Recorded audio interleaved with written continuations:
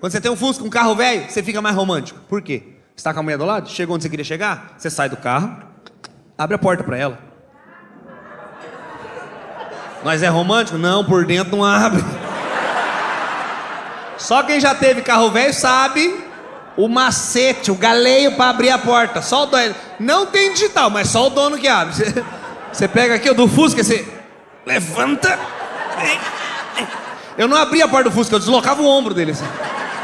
Pra fechar, você não é qualquer um que fecha, você tinha que colocar de volta, cara. Velho. Era meu primeiro carro, era velho, mas eu gostava dele. Nossa, eu tinha um amor incondicional por ele. Tinha segunda? Tinha. Entrava quando ele queria. Até entrava, essa aqui nem todo mundo vai pegar, mas pra você fazer entrar segunda no carro velho, você tem que fazer o código pra desbloquear o Shao Kahn no Mortal Kombat. Cima, baixo, trás, frente, meia lua, quadrado. Entrava, deu... Quem pegar, pegou.